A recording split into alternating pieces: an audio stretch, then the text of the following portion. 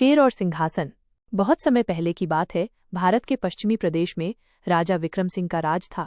वे न केवल वीर योद्धा थे, बल्कि न्यायप्रिय और दूरदर्शी शासक भी थे। उनके राज्य में हर कोई सुखी था, प्रजा उन्हें पिता के समान मानती थी। उनका महल राजसी वैभव से भरा था, परंतु उनका मन सदैव अपनी प्रजा की भलाई में लगा रहता था। वे हमेशा ये मानते थे कि एक राजा का असली कर्तव्य अपने लोगों की रक्षा करना और उन्हें समृद्धि की ओर ले जाना है।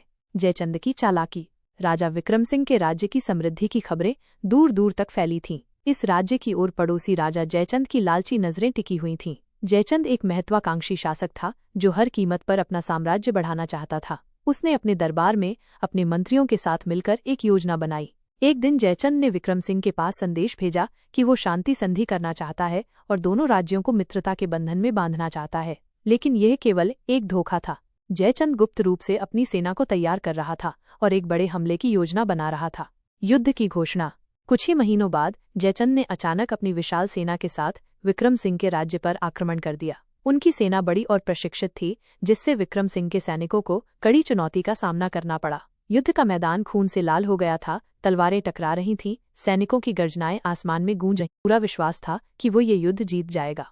लेकिन राजा विक्रम सिंह केवल वीर नहीं, बल्कि चतुर और समझदार भी थे। उन्होंने अपने बुजुर्ग मंत्री आचार्य चाणक्यदत्त से सलाह ली। आचार्य ने कहा, राजन, पराक्रम से अधिक महत्वपूर्ण है रणनीति। यदि हमें युद्ध जीतना है तो हमें अपनी बुद्धि का प्रयोग करना होगा।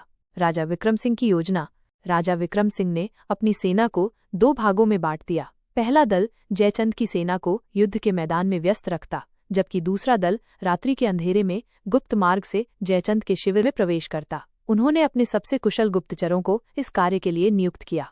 रात्रि का समय था, चारों ओर घना अंधेरा था। विक्रम सिंह के गुप्तचरों ने जयचंद के शिविर में चुपचाप घुसकर चारों ओर आग लगा दी। जैसे ही आग भड़की, जयचंद की सेना में अफरा तफरी मच गई। सैनिक इधर उधर भागने लगे, उनके हथियार जलने लगे और उनका मनोबल टूट गया। इसी बीच विक्रम सिंह ने अपने शेष सैनिकों को आदेश दिया कि वे पूरी शक्ति से हमला करें।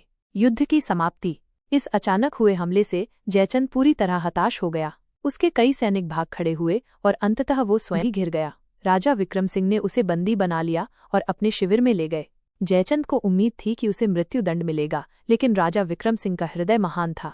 उन्होंने कहा, एक सच्चे राजा का धर्म केवल जीतना नहीं, बल्कि अपने शत्रु को सुधारना भी है। जयचंद, यदि तुम अपने अहंकार को त्याग कर मेरे साथ मित्रता करोगे तो मैं तुम्हें जीवन दान दूंगा।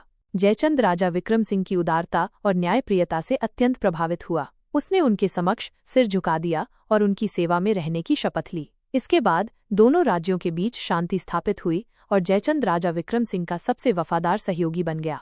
इस प्रकार राजा विक्रम सिंह की वीरता, चतुराई और दयालुता ने न केवल एक युद्ध को जीता, बल्कि अपने शत्रु को मित्र में बदलकर इतिहास में अपना नाम स्वर्ण अक्षरों में लिख दिया।